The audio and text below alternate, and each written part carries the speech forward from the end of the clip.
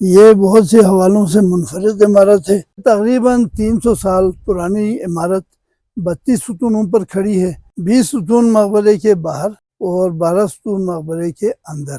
میر یحییٰ میر سعید السوزہ کا بیٹا ہے۔ یہ سید محمد عراقی بت شکن کی اولاد ہے۔ میر مختار اور میر یحییٰ جو ہیں وہ 2 بھائی ہیں۔ یہ دونوں تغت سے کرس آئے اور کرس سے شگر آئے۔ یہ جو درمیان میں 4 مرکزی ستونوں اور لکڑی کے اس کے فریم کے اندر جو قبر ہے وہ میر یحییٰ اعلیٰ رہنما کی ہے۔ دوسری جو قبر ہے وہ میر یحییٰ دویم کی ہے۔ ارد گرد آپ کو جو قبریں نظر آ رہی ہیں وہ میر یحییٰ کے اولاد میں جو شگر کے پیر رہے ہیں اپنے اپنے زمانے میں، ان پیروں کی قبریں ہیں۔ ان کی قبریں باہر اس لیے ہیں کہ ان کی اپنی شناخت، ان کا اپنا تشخص بھی زندہ رہے، لوگ ان کو یاد رکھ سکیں۔ بسم اللہ الرحمن الرحیم۔ سیاچن ٹائمز کے ناظرین کی خدمت میں آداب و عرض ہے۔ میں ہوں ڈاکٹر حسن خان نماچہ۔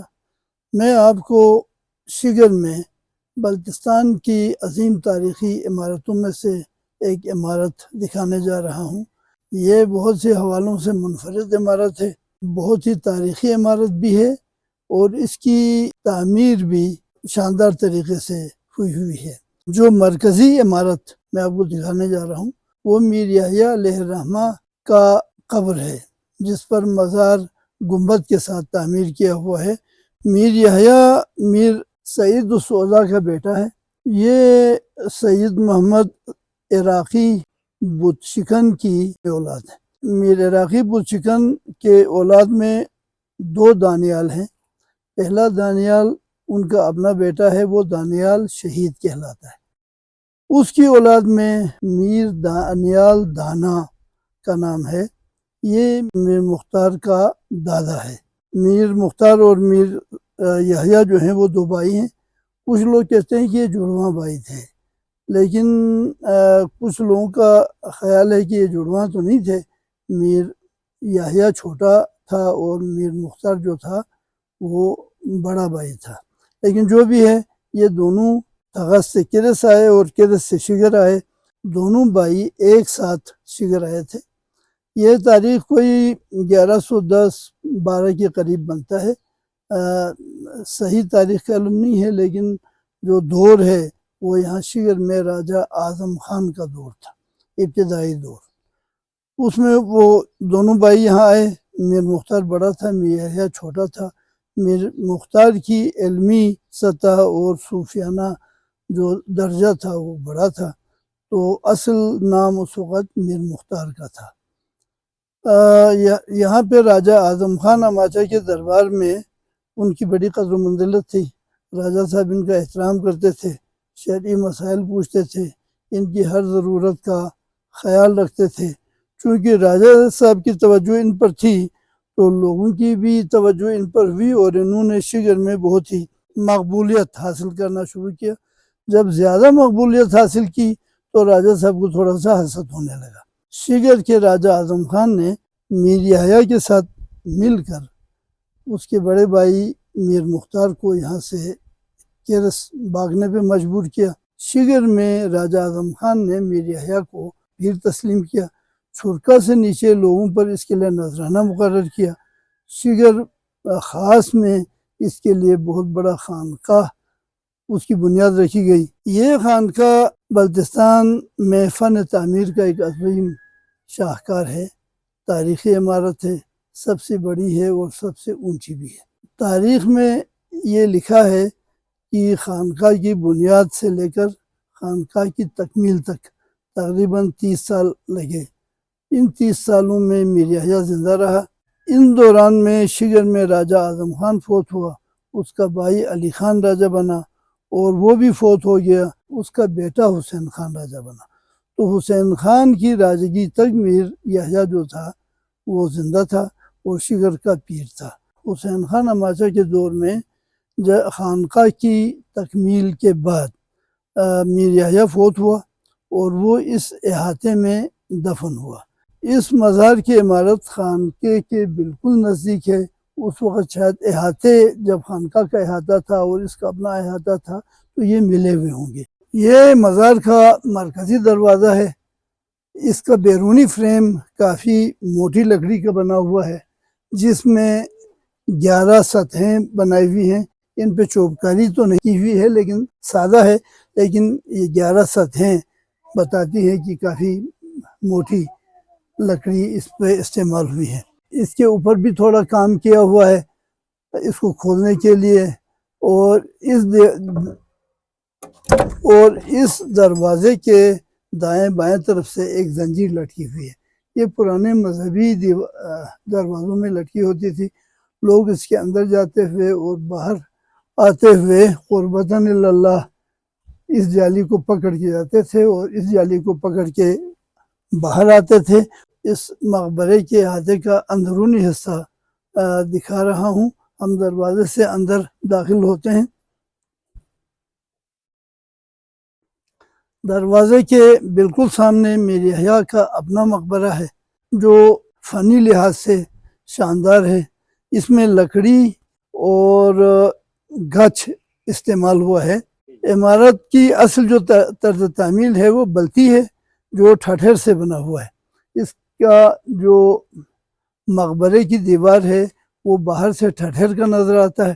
میرے اندازے کے مطابق میر یحییٰ کی وفات کو 1160 میں ہوئی تھی، جو میرا اپنا اندازہ تھا، لیکن یہاں جب ہم آئے ہیں تو یہاں ایک شعر دیوار کے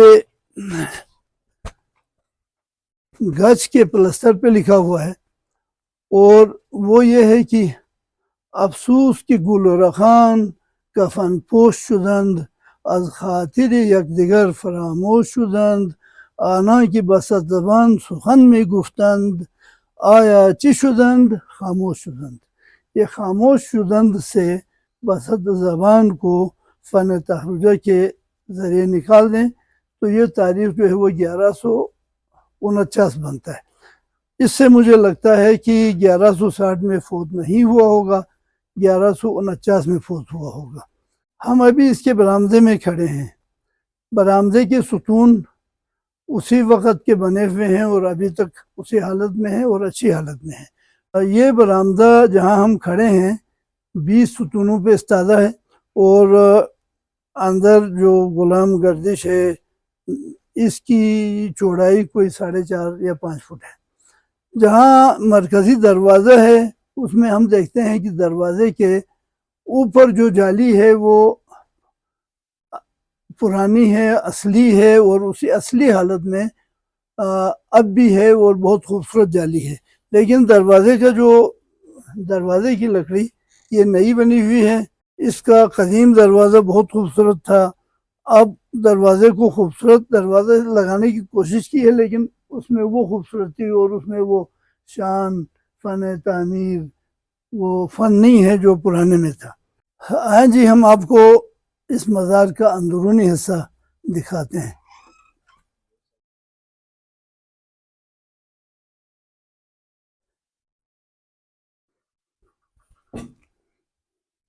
یہ مزار کا اندرونی حصہ ہے۔ یہ جو درمیان میں 4 مرکزی ستونوں اور لکڑی کے اس کے فریم کے اندر جو قبر ہے وہ میر یحییٰ اعلیٰ رہنما کی ہے۔ پھر دوسری جو قبر ہے وہ میر یحییٰ دویم کی ہے، یہ ان کی 6ٹھی نسل میں پیر ہے، 6ٹھی نسل میں ان کی اولاد ہے اور یہاں نور بخشوں کا پیر رہا ہے۔ اور ساتھ میں ان کے ساتھ یہ اسی میر یحییٰ کی زوجہ کی ہے، میر یحییٰ دوم کے زوجہ کی قبر ہے، ان کا نام پتہ نہیں چلا ہے۔ اور وہ میر یحییٰ دوم کا بیٹا ہے سید محمد عراقی، یہ نور بخشوں کا آخری شگر میں پیر رہا ہے۔ یہ شمال مشرقی کونے میں جو قبر ہے وہ کسی سید حسن رہنما کی ہے، یہ میر یحییٰ کی اولاد میں سے ہے، لیکن یہاں نور بخشوں کا پیر نہیں رہا ہے، ان کا پیریت کے سلسلے میں ان کا نام نہیں ہے۔ اور وہ آخری شمال مشرقی جو کونا ہے اس کونے میں قبر ہے وہ سید حسین موسوی مرحوم کی ہے.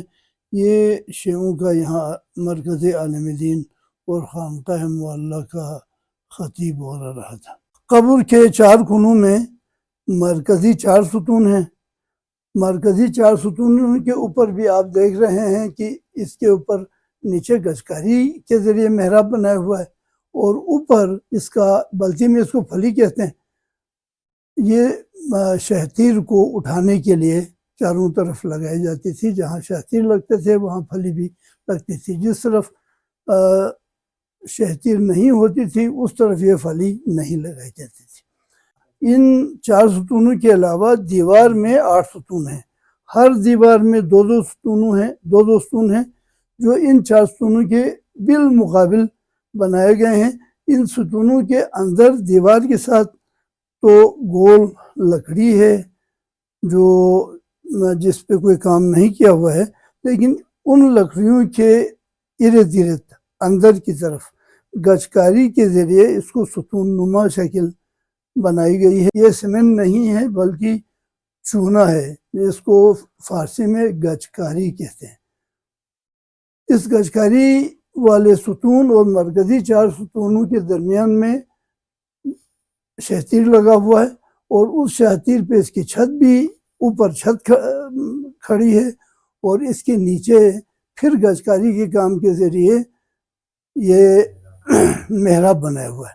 آپ دیکھیں کہ اس کے چاروں طرف محراب ہیں اور اس محرابوں کے ذریعے اس میں 8 کونے بنائے ہوئے ہیں، 8 حصے ہیں اس کی چھت میں اندر. اور ہر حصے میں جو ڈبل چھت ہے اس کے جس کو انگریزی میں سیلنگ کہتے ہیں، سیلنگ کا ڈیزائن ہر حصے کا الگ ہے اور خوبصورت نظر آ رہا ہے. آپ اس کے چھت کو دیکھیں، ہر حصے میں ڈیزائن کے ذریعے اس کا سیلنگ بنایا ہوا ہے، لیکن یہ سیلنگ بلتی سٹائل سے بنایا ہوا ہے اور سیلنگ بنانے کے لیے شہتیر کو ایک دوسرے سے ملا کر سیلنگ کو اس میں فٹ کیا ہوا ہے.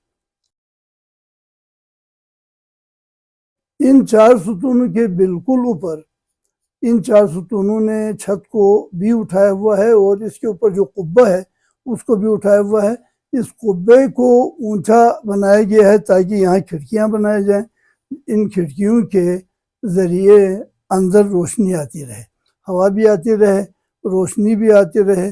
ان میں ہوا اور روشنی کے جو ذریعے ہیں وہ چاروں طرف بنی ہوئی جالیاں ہیں اور اوپر جو قبے کے چاروں طرف کھڑکیاں اور جالیاں لگائی ہوئی ہیں. یہ اس میں تازہ ہوا کا ذریعہ ہے اور روشنی کا ذریعہ بھی ہے. یہاں آپ دیکھ رہے ہیں کہ قبر کے سرانے کے نزدیک ہی شمال کی دیوار میں جو کھڑکی ہے اس کھڑکی میں بہت خوبصورت جالی بھی بنی ہوئی ہے اور اس کے سطح پر 2 پتھر کے دیے رکھے ہوئے ہیں. یہ دیے بلتی میں کومبو کہلاتے ہیں. ایک دیا ذرا بڑا سا ہے اور مثلث شکل کا ہے، یہ عام بلتی دیا ہے. اور یہ دوسرا بلتی دیا یہ کہتے ہیں کہ اسی زمانے کا ہے اور ابھی تک یہاں موجود ہے.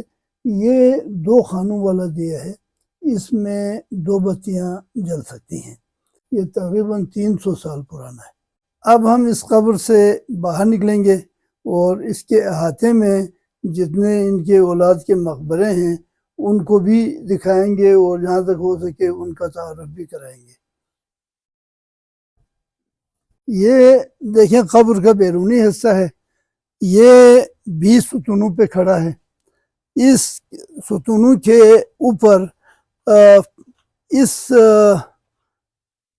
لکڑی کے ٹکڑے کو ہم پھلی کہتے ہیں بلتی میں، اردو میں یا انگریزی میں مجھے نہیں پتا، بلتی میں پھلی کہتے ہیں.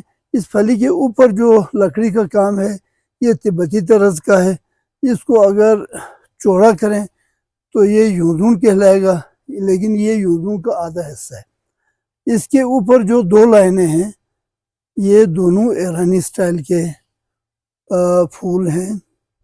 ایران میں یہ گلاب کے پتے ہیں اور یہ چکان کہلاتا ہے. یہ چاروں طرف ایک ہی ڈیزائن کے پھول چاروں طرف بنے ہوئے ہیں اور یہ جو آپ کو کھڑکی نظر آ رہا ہے اس کی جالی بھی اسی وقت کی بنی ہوئی ہے، ان میں کوئی تبدیلی نہیں آئی ہے۔ البتہ اس برآمدے کے چھت کو جب دیکھتا ہوں تو یہ چھت مجھے لگتا ہے کہ مرمت میں نیا بنا ہوا ہے۔ یہ مضافات میں ارد گرد آپ کو جو خبریں نظر آ رہی ہیں وہ میر یحییٰ کے اولاد میں جو شگر کے پیر رہے ہیں اپنے اپنے زمانے میں، ان پیروں کی قبریں ہیں۔ میر یحییٰ کے قبر کے شمال میں مرکز میں سید صادق دل صفا کی قبر ہے، جو میر یحییٰ کا بڑا بیٹا تھا اور نوربخشیوں کا پیر تھا۔ اس کے بعد یہاں اور 4 قبریں ہیں جن پہ جو قبر بنا ہوا ہے، دیوانیں کھڑی کی گئی ہیں ٹھٹر کے ساتھ۔ یہ میر یحییٰ کے اپنی اولاد میں سے 4 پیروں کی ہیں۔ ان کی قبریں باہر اس لیے ہیں کہ ان کی اپنی شناخت، ان کا اپنا تشخص بطور پیر قبر میں بھی، قبر کے ساتھ بھی زندہ رہے اور لوگ ان کو یاد رکھ سکیں۔ یہاں ایک احاطہ آپ کو نظر آ رہا ہے، یہ گرمیوں میں قرآن خوانی اور فاتحے کے لیے بیٹھنے والوں کے لیے چبوترا بنا ہوا ہے۔ اس پہ ستون ہے، چھت نہیں ہے۔ یہ بلتستان کی پہلی عمارت ہے جس کی بیرونی احاطے کی دیوار بھی بلتی ٹھٹر سے بنا ہوا ہے، مضبوطی کے لیے چاروں طرف ٹھٹر ہے۔ میر یحییٰ کے قبر کے مشرق کی طرف قبر اور خانقاہ معلیٰ کے درمیان، جو قبر اور دیوار کے درمیان کی جگہ ہے، دیوار تو اسی طرح میں نے جس طرح عرض کیا ٹھٹر سے بنا ہوا ہے اور اس میں ذرا موٹی جالیاں بھی لگی ہوئی ہیں۔ یہ موٹی جالیاں دیوار کی حفاظت کے لیے بھی ہیں، اور دیوار سے اگر کوئی باہر سے اندر دیکھنے والا ہو اور اندر سے باہر دیکھنا چاہتا ہو تو یہ اس کے دیکھنے کے لیے ہیں۔ لیکن یہ جالیاں جو ہیں وہ دیوار کی جالیاں ہیں، اس لیے اتنی خوبصورت اور اتنی نفیس نہیں بنی ہوئی ہیں، موٹی موٹی جالیاں ہیں، صرف یہ دیوار کا حصہ اور آگے پیچھے دیکھنے کے لیے جگہ ہے۔ یہ تقریباً 300 سال پرانی عمارت 32 ستونوں پر کھڑی ہے، جن میں سے 4 تو مقبرے کے ارد گرد ہیں، مرکزی ستون ہیں۔ دیوار میں 8 ستون ہیں، اس کے اندر ٹوٹل 12 ستون ہیں۔ آپ برآمدے کے ارد گرد دیکھیں تو یہ عمارت جو ہے وہ 20 ستونوں پہ کھڑی ہے۔